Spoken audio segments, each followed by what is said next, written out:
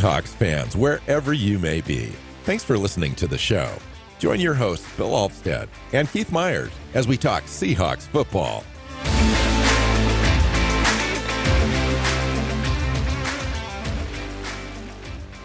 Hey, hi, Seahawks fans. Welcome back to another episode of the Seahawks Playbook podcast. I'm your host, Bill Alvstad, sitting down with co-host Keith Myers here to talk Seahawks football.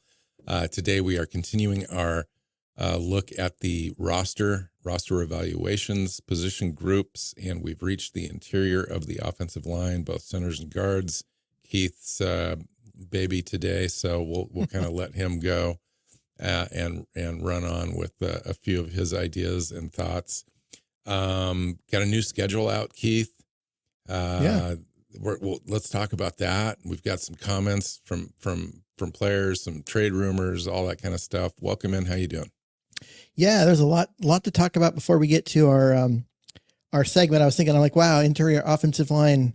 Other than me, very few people care, and so this was going to be a short show. But then, the schedule came out, and then all this other stuff that's kind of out there. It's like we have a lot to talk about. So this couldn't be any shorter than the tight end show. I mean, that we had 3 players to talk about. At least we've got 7 or 8 guys, maybe even more. Yeah. So schedule. We start with the Denver Broncos coming into town, and we face probably Bo Nix. Yeah, I can't imagine the Broncos starting reached any of the other for. guys. Yeah, and so my first overarching kind of idea about this schedule is, you know what? This is a pretty favorable schedule all in all, and way better than last year. I mean, last year we had the gauntlet of games towards the second or the last third of the season. Started off with that 4-game run where it was just torture. Lost all those games. This schedule kind of sets up where it looks like maybe we could even go 5-1 potentially in the first 6 games, or Well, we're going to save at least our be competitive in this for down the road. But the Denver Broncos, you're better to play them early than later, because when you have a rookie quarterback like Nick, they tend to be terrible early on, and then week 6, week 8, if they're going to turn the corner, that's when they do it. And so you want to play them early. They do. It's at home. They go on the road to the Patriots after that. If you're going to play over in Foxborough, you don't want it to be late in the season just because of weather. And so to get that game there, that's a bad football team. It's probably just top to bottom. The worst football team in sports right now. Yeah. In the NFL. Honestly, I think that might be the worst roster in the NFL at the moment. And that's saying something. Dolphins are hit and miss. Well, just those first 2. I mean, that's a great way to start the season, because you should be 2-0 at that point and feeling pretty good, having a chance to work out those early season kinks before you have your first game against a team that may or may not be good. They always tend to look really good at times and then fall on their face. And that's the Miami Dolphins. Yeah. At least they get them at home. Yeah. I was thinking, thinking about that New England game. It's like, it's a 10 a.m. game. I was looking at the other 10 a.m. starts on the schedule, and there's only two other 10 a.m. starts. So we've been doing, pretty well as a team, but we've got a complete new regime change. I don't know how that's going to go. I would imagine it's probably going to be fine. Miami, who knows, right? They always seem to have a really decent roster. They've got a very fast roster, right? Their offensive wide receiver group is elite, but other than that, I don't know. Seems like we should be competitive, but especially at home. Week 4 at the Lions. For the 4th straight year. Yeah, and honestly, these games against the Lions have been awesome. Like, and they've won been them all. So entertaining. Well, that helps. But they've been really fun. They've been, the 2 teams are evenly matched, whether it's that game where they were both in the 40s or other games when they're both in the teens. Like, they're close. It comes down to the very end. They've been great games. So I don't have a problem with playing them 4 years in a row or whatever. Yeah, I'm and hoping that this one's it's good. It's a primetime game too. It is, as it should be on ABC. Yeah. So that would be a Monday night game, and then New York Giants at home. Mm-hmm.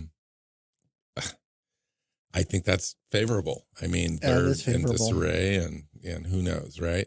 Then the first staff, real. I mean, Detroit's going to be tough. That's going to be a tough game. Let's be honest. Oh yeah. And then the San Francisco game, week 6. Week 6. Prime Thursday time. night. Why do they always put the 49ers and the Seahawks on Thursday night? It's good TV, man. It's good TV. It is. Yeah, that's what this is all about, is TV right here. That's a TV I know. game. I don't like Thursday night games because teams don't have time to game plan properly and implement any kind of game plan. So you end up with sloppy football for the most part. And when they're playing the 49ers, like, give us a primetime, Sunday night game or something. I want to see these teams showcased, not, going in there and seeing sloppy football because you have to play on Thursdays. That would be an interesting matchup, don't you think? With the new coach McDonald here, played San Francisco well with the Ravens. I'm just so curious as to see how that's going to play out. Now, obviously, San Francisco's got an elite roster. Probably get to 12 to 14 wins this year. I mean, 12 wins should be their floor, really. And I don't know. I would love to kick their ass at home, really. On this 12 wins is almost certainly where they're going to get to, but I wouldn't say that that's their floor. That front 7 was the strength of that team on defense, and they lost 3 of the starters in that front 7. I don't think they're going to be as elite a roster this year just because of that. Still a good roster. They're still going to win the NFC West. I'm not trying to say that, but I'm just saying I don't think that they're the elite team they were last year. So if Seattle can somehow go 5-1 before that game and then win that game at home, we're going to be at first place as of week 7. I mean, really, it's possible. I'm not saying it's probable. I'm just saying it's possible. Just like last year. Yeah. Say Atlanta Falcons, week 7. Who knows? That's a rebuilding team, and they're Penix a mess. Could be playing. Who knows? Probably not, but who knows? Buffalo Bills, that's a tough game. So that's at home, though. October 27th. You like to see that at home if you're going to face Buffalo. Who knows what we're going to get there? Los Angeles Rams, that's always tough. It's at home. And November 3rd. That's going to be a tough game, but 2 back-to-back at home. I like that. Plus, and then you have a bye. Then you go to San Francisco again on November 17th at week 11. I like the bye week at week 10. I think that's ideal. That's a perfect especially spot after for you it. play the Rams and Buffalo. You have 2 hard games, and then you have a bye, and then you have San Francisco after the bye to get extra time to prepare for that. Yeah, and so and it's on the road at San Francisco, so it's that game. That's going to be an important game no matter what is going on, because that late in the season against a team that's probably in first place, you need to either make a stand at trying to catch them, or at least prove that you belong in the playoffs, depending on how things go early on. Like, circle that game, because that's going to be important. Week 12, they're back at home. So 3 out of 4 games at home. 3 out of 5 weeks in a row, because there's a bye in the middle of that at home. Arizona Cardinals, they don't play Arizona until week 12. Week 12, and you know what? It's an improving roster. Are they going to be ready to compete, though, at Seattle's level? They won only 4 games last year, but they were competitive in like 10 games. And and they really had a great offseason, had a great draft. We'll see how that roster comes together for them. That'll be the first time we get to see it. I'm going to not go to that game. I'm going to the Arizona Cardinal game here in Arizona. After that, we traveled to the Jets, which is a team kind of in disarray. Everyone's kind of hyping up the Jets because who knows? Right? Exactly. Who knows? Aaron Rodgers is back, and so this is going to be what they thought last year was going to be, but when he only played 4 plays.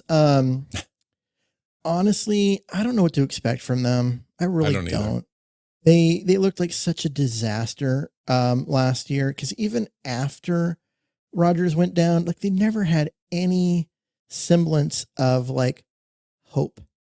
It's not like the rest of the roster was playing well. It was just the quarterback that was keeping them down. Like it was kind of a mess. So I don't know what to think of them. I honestly don't. And they might end up being good. They might end up being really good. Or they might end up being pretty damn mediocre. And I am not prepared to make a call on the Jets at this point. So yeah. And then Arizona, here in the desert, that's always a challenge. I think we've won like 8 or 9 in a row though. So you have Arizona's week 12 and 14. Yeah.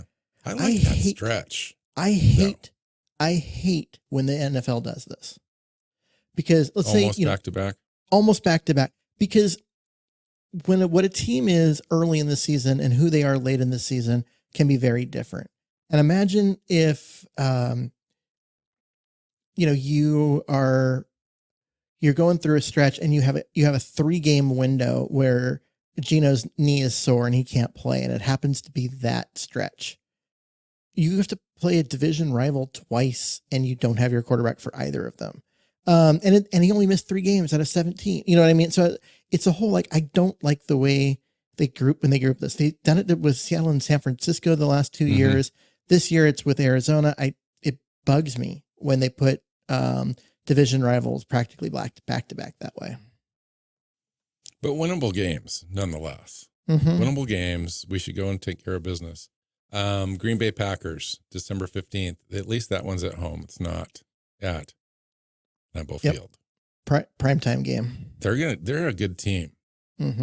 Like that's going to be a challenging game. And then we face their division rival, Minnesota Vikings, at home. 2 back-to-back home games after 2 away games in a row.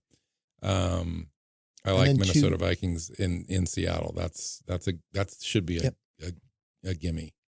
And then they finished the season back-to-back road games in Chicago the day after Christmas. That is a brutal place to play there. Thursday game, right? Yeah. Yep. That is a brutal, brutal place to play that time of year. December 26th. I'm already the wind cold. Coming off the lake is painful. Like literally painful. Do you see the new stadium they're proposing? I have not seen the most recent one. I know that it's got a roof on it. Oh, interesting. I can get behind that. It should be. They're to the point where they're getting approval, and it's about 4 or 5 years away. But it's going to happen. I like the old Soldier Field. I know that they needed to expand it so that way they could keep up with the rest of the NFL financially. But they basically, when they renovated it, they made it look like an alien space, like a flying saucer had landed on Soldier Field, and it looked terrible. And so I'm going to be happy to see that go, to be completely honest. And a dome stadium there makes a lot of sense because they call it the Windy City. It is. And if you've ever been there in the middle of winter and been down by the lake, I've never had air hurt so much as when I was there around Christmas. And how is Caleb Williams going to do there? I think he's coming from a fair weather city in LA to Chicago in the winter. I don't know. He was in Oklahoma before that. It's hard to prepare for that stuff too. Yeah. So we finish up at the Rams, January, first week of January, time and broadcast day or flexible, but at the Rams to finish out. That could be for a wild card spot. Could be probably not a division game, but at least a wild card spot there potentially on the line. Yeah, because even if one of those two teams is going to beat San Francisco and win the division, do you expect both of those two teams to be above San Francisco? No, I do not, unless there's a major injury. Yeah, there's something would have to gone really wrong down in Santa Clara for that Week 18 game to be winner takes the division.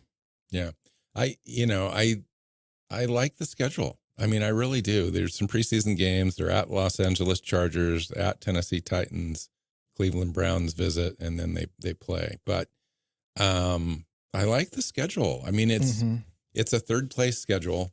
It's like the fifth or sixth weakest schedule overall based on last year's record, which, rosters turn over 30 some odd % every year. So you got to take that with a grain of salt every year. But I like it. I mean, to me, just, ballparking, I think that there's a 10-win team here with this schedule. And potentially more than that. If the wheels fall off, you could certainly lose more than you win. But I see them kind of being over 500 this year with the schedule. That would be nice. The schedule is, I mean, anytime you see, the AFC East, which is always such a bad division. It's always one team and then a bunch of crap. And forever it was the Patriots. Were the one team and winning championships, but they were in the easiest division in football because the other three teams were terrible. Now it's Buffalo and a bunch of crap, except for maybe the Dolphins, but they've underperformed the last few years. There's been a lot of high expectations and they just don't quite ever get there. Playing the AFC East is definitely grounds for having what looks like a favorable schedule. So you were going to talk to me about a couple of things you were hearing. Let's cover those really quick and then get into this offensive line conversation. Yeah, when you start just looking over, general headlines and stuff that are more NFL focused, and therefore not local Seattle, I'm seeing a lot of Tyler Lockett trade talk. And no one in Seattle is picked it up and carried with it. It's all Chicago, looking to give Caleb Williams another receiver, or Pittsburgh trying to add a player to help Russ, or it's never anyone in Seattle reporting. That's low hanging fruit type rumors, though. Yeah, but at the same time, the fact that they keep coming back to Tyler Lockett, it's like there were a bunch of rumors at one point, but then he signed that new contract and they kind of went away. And then there were a couple around the draft, but honestly, none of those were ever serious. And then they went away. They've been gone. And then now they're back. And why do they keep coming back? Like, what is it about Tyler Lockett's situation that people think it's one where Seattle's trying to unload him? I don't understand, because with the new contract that he signed, with the restructure, which was really a pay cut, they have no reason to trade him. Not now. You would have traded him. Would have been before the draft for draft capital. But why would you trade him now? Well, I mean, they are right up against the cap. Tyler's, what kind of compensation are we talking about? Are we talking about a 2025 third round pick? And a player? Are we talking about a second round pick? Are we talking about a fifth round pick? You'd get cap relief, obviously, and then next year, I think he's under contract next year too, right? Mm-hmm. So you get next year's cap relief to some extent. I mean, they did extend him, so that cap relief this year really is minimized. I would think, or even upside down. I haven't looked, but there's that. And then I would feel more comfortable trading away a player like that if I had a really good third receiver on the roster that I knew I could have. And so I'm not concerned about replacing Tyler Lockett's production per se, because we've got Njigba, right? But you've got to replacing Njigba's production from last year. And now you can split that with Noah Fant and maybe Chenault and Bobo. But after that, there's really nothing there. And so you'd kind of be really shooting your offense in the foot, I think, if you traded Tyler Lockett at this point. Yeah. And that's, like I said, if you were going to do it, you were going to do it before the draft, where you could get some draft capital, find a replacement during the draft, all that kind of stuff, get younger, cheaper, all of that. To do it now after the draft is basically saying, yeah, we're just going to take the hit this year in terms of our talent, and then make up for it next year. What would you do? What would make you really consider an offer?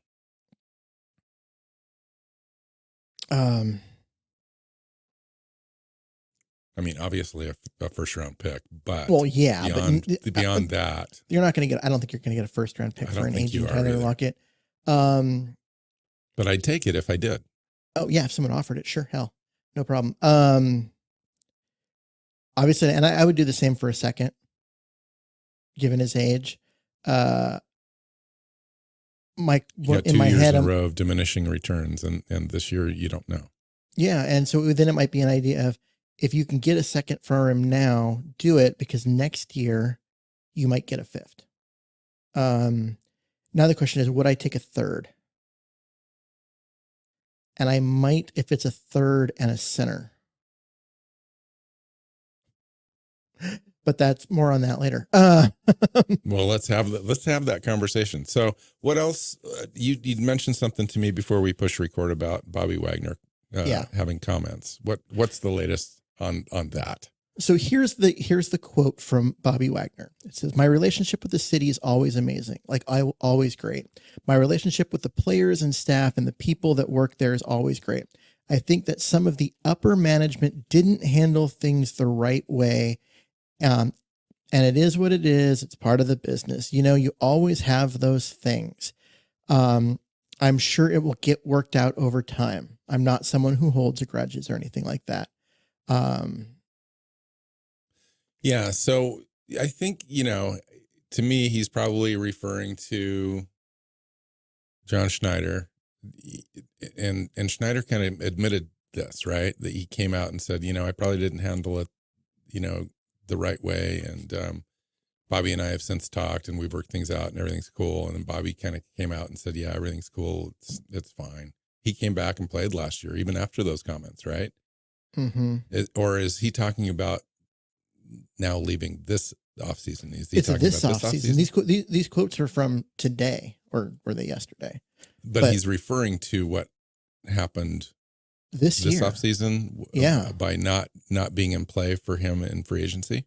Yeah, that basically his contract was up, and the team just waved and said goodbye, and there wasn't anything really on the table for him ever to come back. It's not like it just didn't work out. It was like their team was like, yeah, no. And it feels, okay, this part I don't know.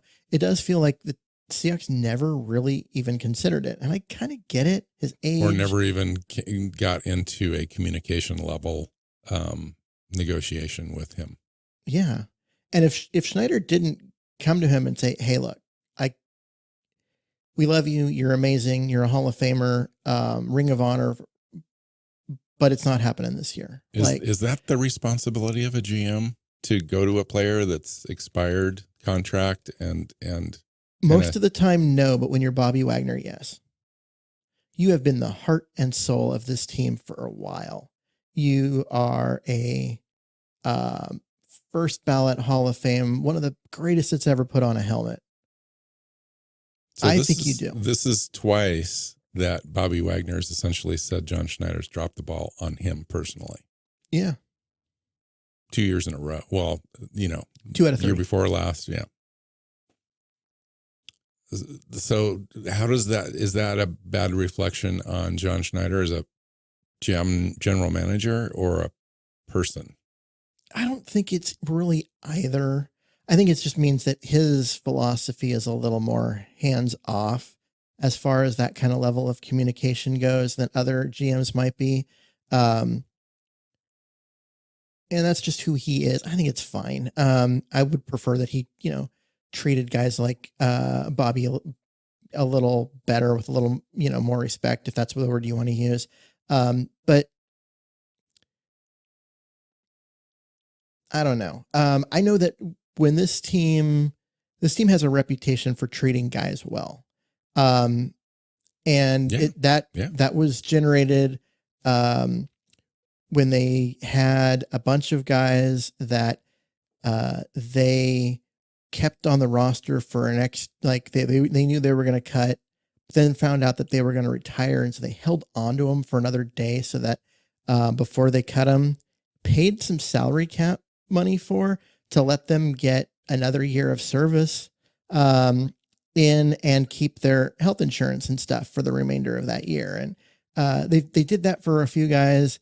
There was the guy that they drafted that turned out to have a heart condition, I think I remember. Offensive lineman. Oh, there was a defensive lineman.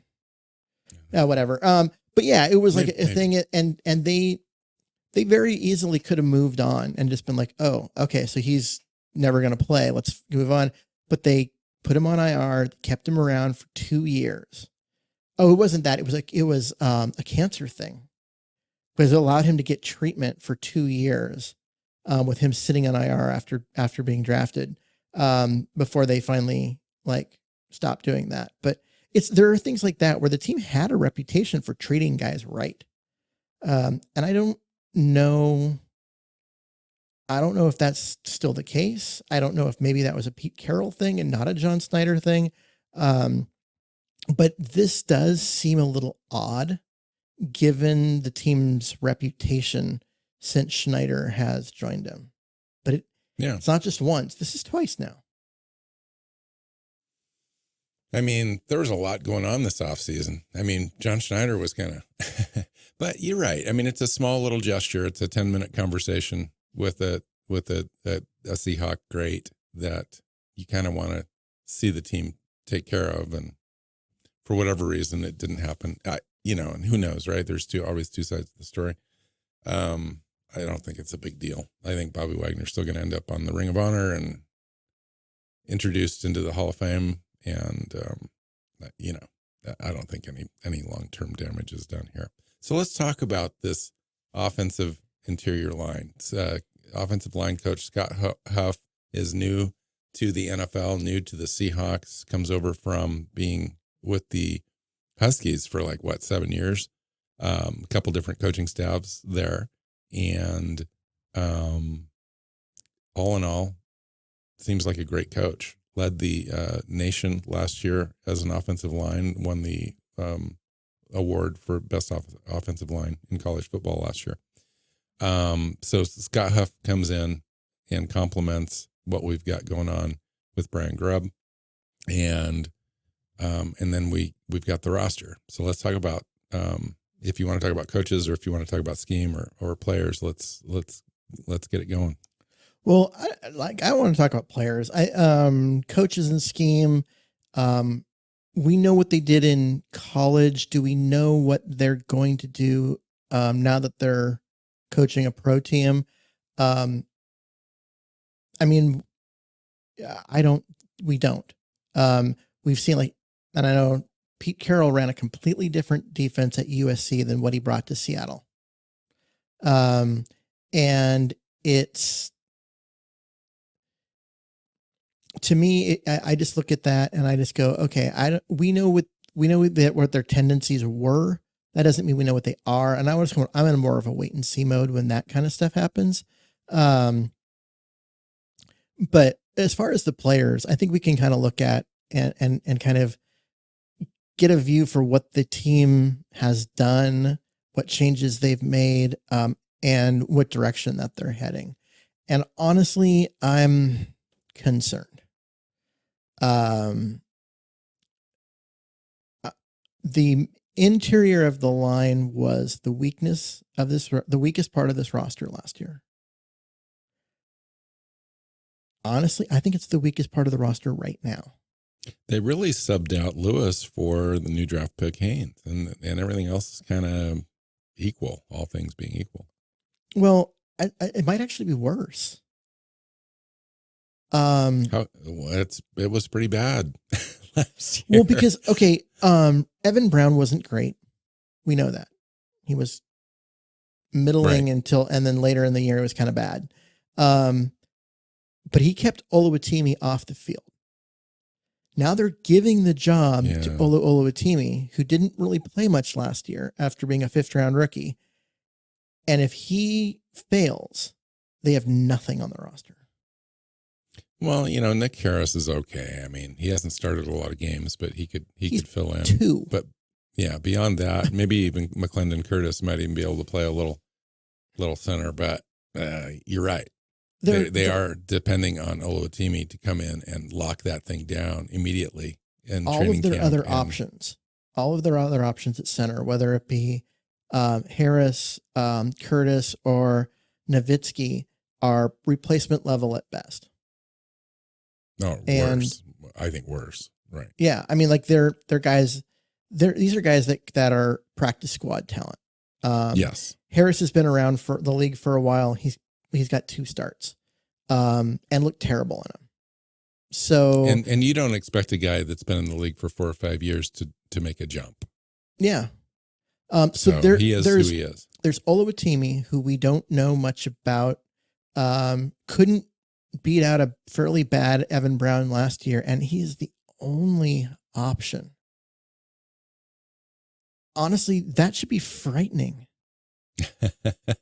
Well, the team obviously feels confident. It's interesting to me though, Keith, because the entire coaching staff is gone and replaced, right? So you don't have any holdovers to say, hey, I'm going to pound the table for this guy. He showed up to work every day last year. And while the team elected to start Evan Brown, Oluwatimi was always going to be the guy, and he's ready to go. And there's none of that. This coaching staff really had to evaluate these players on the roster from film, and Oluwatimi only had, a handful of snaps last year. So there's not a lot of film to watch on him. They're really kind of going into this blind, but they did make a decision as a coaching staff that he was going to be the guy. I mean, there is no other guy. You're right. There is no other potential starter out there unless they bring somebody in as a casualty from another roster. He's the guy. Now, for me, he showed in the limited time that we did see him, Keith, that he wasn't going to be any worse than Evan Brown, right? And so I'm going to take it at that level. I'm going to say he's Evan Brown level at his floor, and maybe there's some upside there. Hopefully there is. I mean, the kid was outstanding in college. Let's be honest. He was a 4-year starter, 1-year starter at Michigan, won the Outland Trophy Award for the best interior offensive or defensive lineman in college football. And they won the Remington Award for the nation's top center.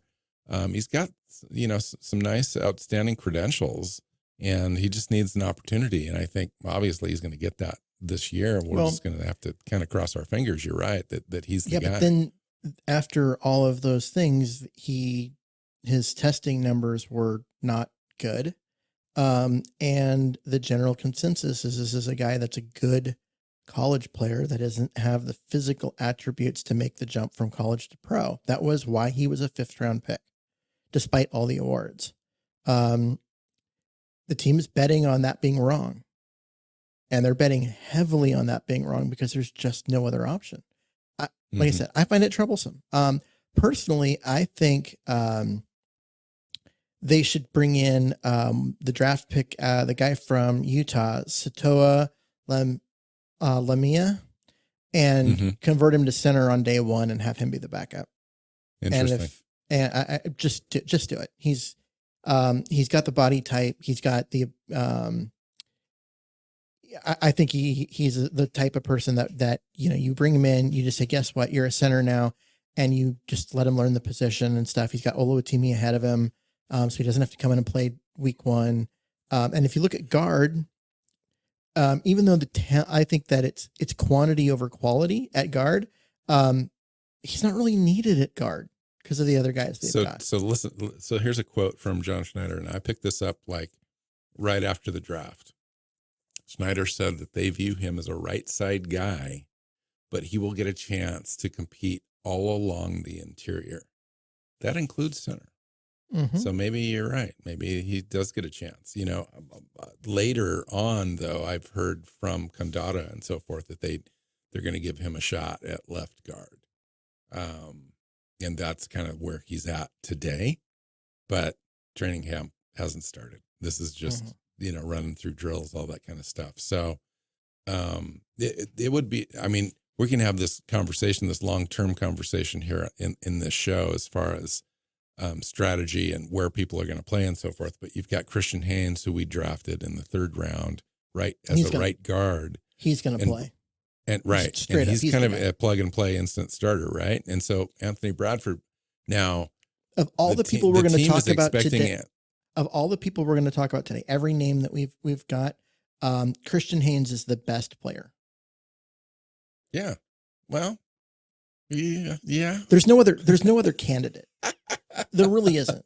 Well, yeah, you're right. Interior guys. Yes. Okay. Yeah. Of the guys we're going to talk about today. Yes. Christian Haynes is the best player, and he's never played a snap. But all the other guys, they're just not a candidate to be the best player out of the group. None of them offer you anything of what Christian Haynes does. The athleticism, the versatility, just, yeah. Well, we're talking about a lot of guys that are not even going to start. Let's just be straight here. Now, the only other guy besides Oluwatimi is Bradford, and then Tomlinson. We'll talk about him in a second because, I'm kind of split on him, and you probably are too. But Christian Haynes definitely comes in with the skill set and the prerequisite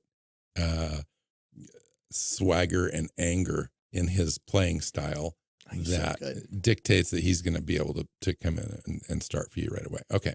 So Anthony Bradford, now it'll be interesting to see how he does in a new scheme. He may take a jump, right? Off season, in the weight room, all that kind of stuff. Film, all of it. And new opportunity with a new coaching staff, new offensive line coach. So what if Anthony Bradford just won't let that position go? Christian Haynes could be an option at left guard. Absolutely. And center. Well, maybe, but he took some snaps at center at the Senior Bowl. And the only reason I say that is because team would love to start its best 5. And so if Bradford somehow steps up beyond what we're envisioning him, like we're envisioning him to lay over and give his job to Christian Haynes and then just be a backup. Maybe he doesn't want to be a backup. Maybe he wants to start and he's going to just play his ass off and not let that spot go, or demand that the team figure out a way to get him on the field, whether it's at left guard or whatever. So what happens, Keith, if Anthony Bradford steps up? What if happens? Anthony Bradford steps up, Christian Haynes plays, those two guys that are starters, Oluwatimi, and you go, damn, this is a really good young offensive line. Sorry, Laken Tomlinson, you're going to be on the bench. Because Laken Tomlinson's or not a guy. Cut. I think that guarantees in his contract would say that he's not going to cut. Yeah, he's going to make $4 million no matter what. Yeah. So you're going to pay him not to play, or you're going to pay him to play for someone else because of the offsets. So I think he stays on the roster as your insurance. Laken Tomlinson's a name. A few years ago, he was really, really good. He's had three kind of mediocre years in a row. Since then, plays well in a box, does not have a lot of movement skills as far as things that you would need in an offense that runs a lot of outside zone, which is what in 2020, yeah, go ahead.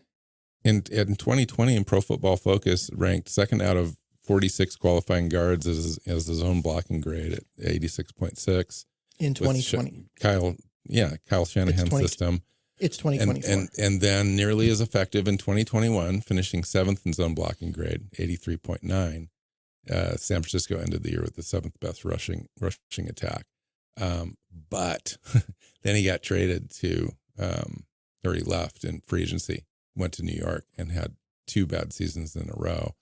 They basically cut him out of his contract this year because he was going to cost too much in the cap. So he was bad in New York. He was bad, but you know what? So was everyone else. So backup quarterback Zach Wilson held the ball a lot. Left tackle Mika Becton had 50 pressures and 12 sacks allowed. Joe Tippmann, which we liked in the draft, gave up 20 pressures and 3 sacks.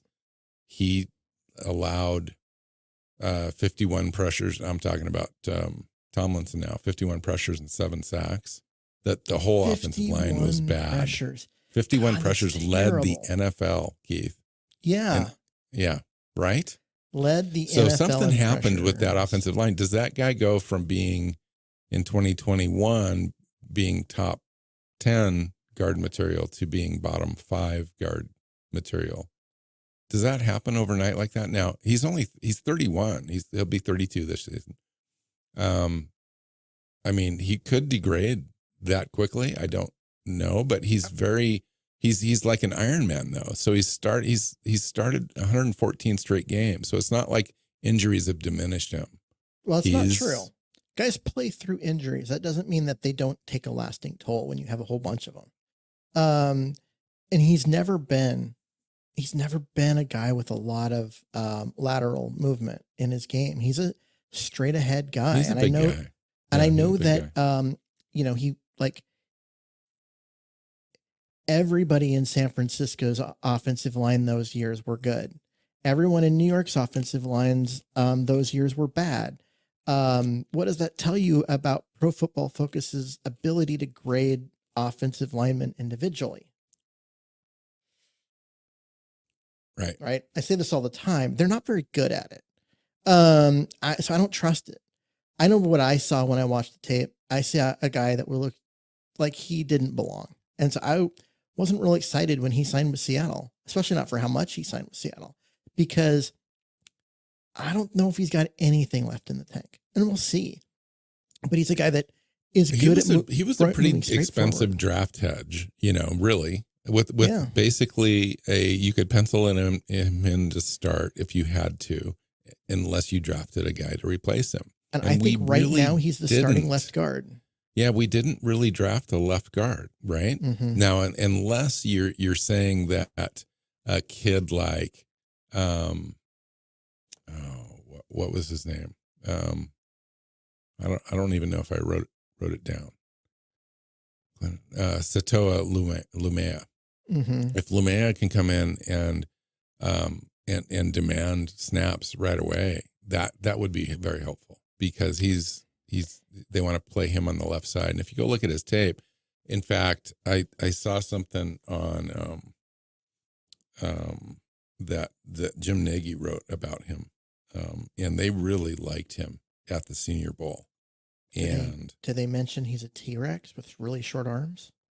Yeah, but that's why they move him inside. That's why I think he goes to center and not guard. I don't think he can be a backup guard. I don't know if he's ever going to be a good guard, but he can be a good center.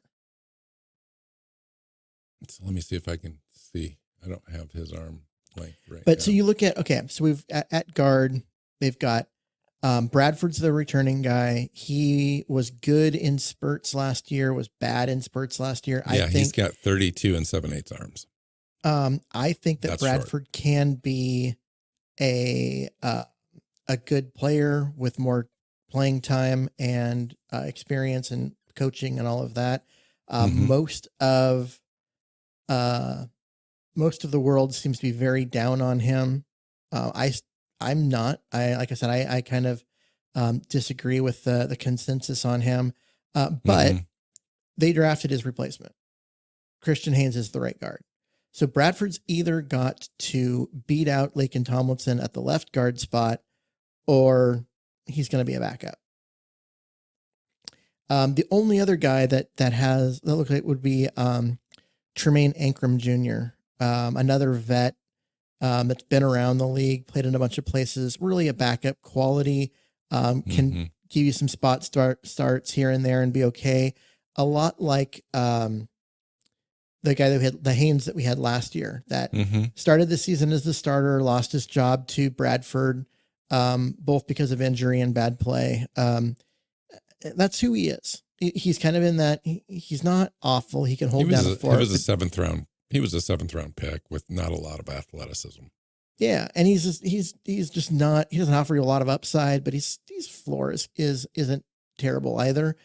He's a great backup. He was a draft hedge, I thought, until they signed Tomlinson, and then, and so so you look at that. I'm like, that's the inside interior.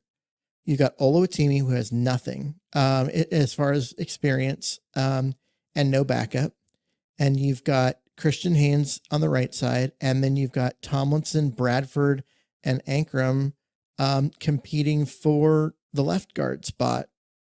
None of which is going to get anybody excited. Yeah, I'm a little bit more bullish on this situation than you are. Maybe. I mean, I understand Laken Tomlinson is, tailing off, and who knows what you're going to get there. And he may not even start, may not even last, really. I don't know. But I think I'm okay if he starts the season at left guard over there next to Cross. And then Oluwatimi is who he is, and I think it's going to work. But who knows, right? We're an injury away at center from being in a situation, real. And then Christian Haynes and Bradford will work itself out. And the backup stuff, the Lumea, I really like the upside there. Like, I'm hearing some really good things about him. In fact, he was the guy that stood out at minicamp. And so I think that I think we're going to be okay. We're just inexperienced. Like, there's no starting experience other than Anthony Bradford's 10 games and Lincoln Tomlinson starting 114. Outside of that, we have no starting experience on this interior. Yeah. And sometimes that's just the way it is. It's just, so it's going to be it's going to be an inexperienced young line that's going to have to develop, which is a little scary when you're talking about the rest of the roster competing for, to win games and playoffs and protecting Geno Smith and all of that. I started this off saying this was the weakness last year, and it's the weakness on the roster right now. And you can't go through this. And Are you talking about just the interior or the entire offensive line? Because when you add Cross, the interior of the offensive line is the weakest link of the Seattle Seahawks. Would you agree with that? But it could also turn around and be a real strength by the end of the season. You add Cross. Now you can't look at that as in a silo, like just the interior offensive line. Yeah, you can, but also when you add Cross and Lucas to the ends of that, and you add Tomlinson there. So if it's Cross and Tomlinson and Oluwatimi, Outland Trophy winner, Remington guy, and then Haynes at right guard, and then you got Lucas, that could also be pretty good. I mean, it's going to take him a minute. And if, barring any injuries and so forth, if that's your starting five, I'm okay with that. It's not, I don't know that it's necessarily the worst in the league. It's not going to be top 15, but it's not going to be 32. So I'm not sky high confident, but I'm also not doomsdaying it as well. And I think that it has the potential to be pretty decent. Now, they still need a long-term answer at left guard. It's still the weakest group on the roster. What position group's weaker? Linebacker. Think so? Potentially. Even with the two guys they signed in free agency? Yeah, including the two guys, yeah. The two guys they signed in free agency are better at their jobs than Laken Tomlinson is at his. Currently, yeah. I agree with that. And we don't know anything about Oluwatimi. And or Haynes. Yeah. And let's be honest. Haynes is what it is. It's a draft guy, Yeah. That fell to late third round for a reason. Yeah. Haynes is make or break for this offensive line. Because if he is as good as everybody thinks he is, as good as I think he is, having watched almost all of his college tape again over the last month, he's going to be great next to Lucas, who can be really good. On the other side, you've got Cross, and hopefully Oluwatimi and Tomlinson or Bradford or whoever else is in there can just not be terrible. Right. And if that's the case, then I think you'll be okay. But so much of it hinges on a rookie that was a 3rd round pick for a reason. He wasn't a 1st round pick. Like there are some question marks in there. And so I think this is the weakest group. And I mean, there's just no experience. There's nothing proven. There's nothing you can hang your hat on and be confident about. So the way that John Schneider approaches interior offensive line in general dictates that this will probably always be the weakest link on this team. Is that an incorrect statement? I don't think that is wrong, because he came out at one point today and he said that guards are overpaid and overdrafted. Yeah. He said that a little while ago, but yeah. He said that before the draft. Yeah.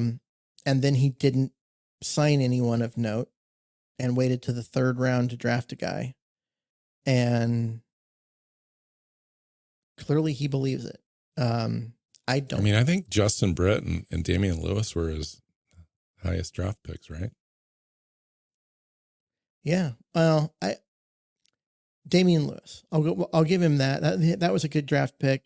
Came in, played well, played in multiple positions. Banged up a little bit, but he was a good player. Justin Britt was a Tom Cable pick.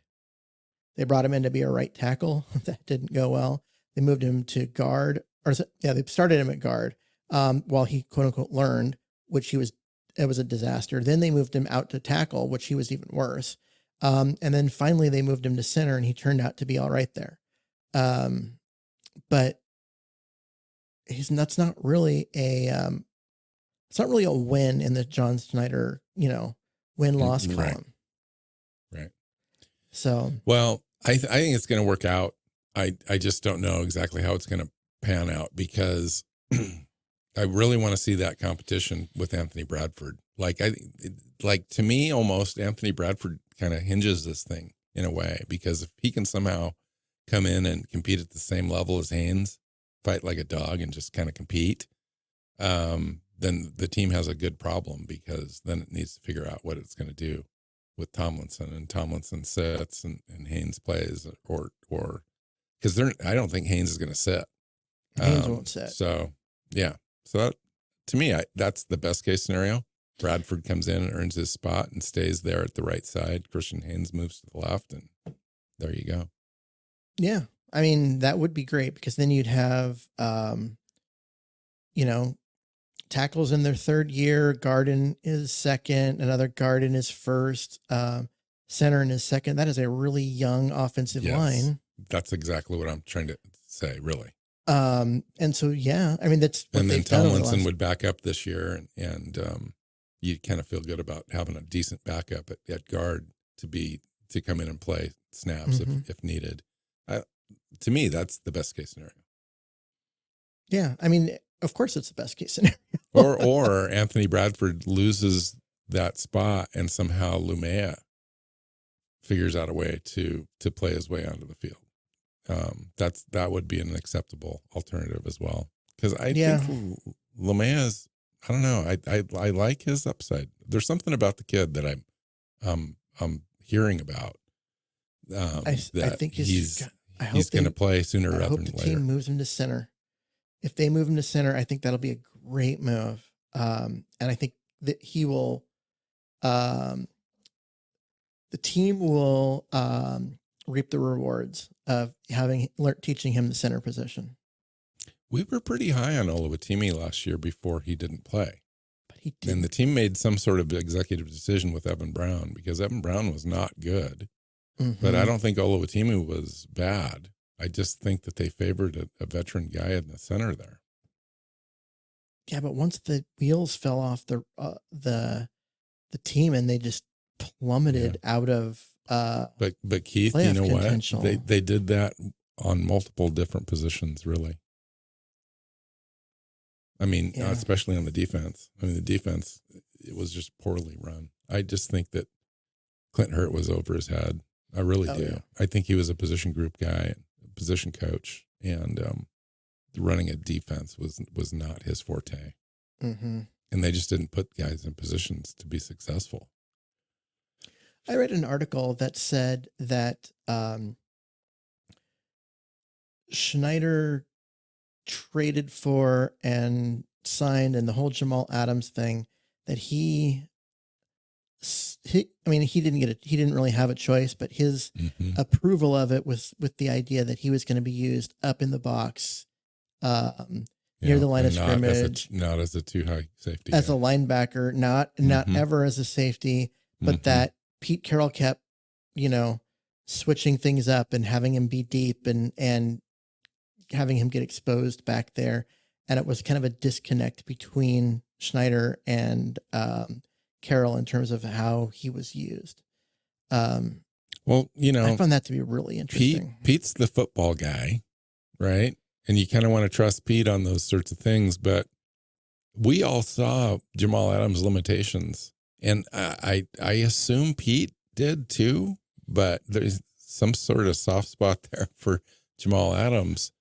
Kept Jamal Adams on the roster and around even through all of his injuries and so forth, and then he'd come out and play the same way that he played before. I mean, they didn't really change anything. So it's, that first year was so intriguing where he had the 9 sacks and all the pressures, and he felt like it was going to be a good piece, and then they were going to build on that the second year. And then he didn't even get close to the quarterback. They didn't use him in that way at all. They dropped him back into coverage more. They exposed him as being, a weak link in the defense, and then he got injured, and then he got injured again the next year. Mm-hmm. So it was a failed. Unfortunately, I mean, the draft capital cost of acquiring him to be an experiment essentially for the defense was, and then have it fail was very costly. Yeah. Anyway, offensive line, Keith. Okay, so next show we're going to do tackles. Yeah, tackles is there's some conversations to be had there.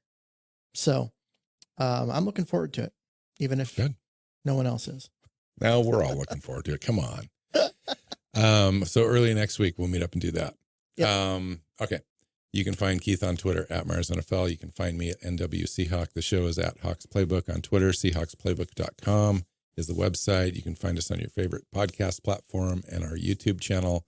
Hit that subscribe button, share it, like it, leave a comment, all that good stuff. So until next time, go Hawks. Seahawks Playbook podcast listeners, thanks for joining us for another edition of the show. You can find us on Twitter. Bill is at NW Seahawk, Keith is at Myers NFL, and the show is at Hawks Playbook. You can listen and subscribe to the show at SeahawksPlaybook.com.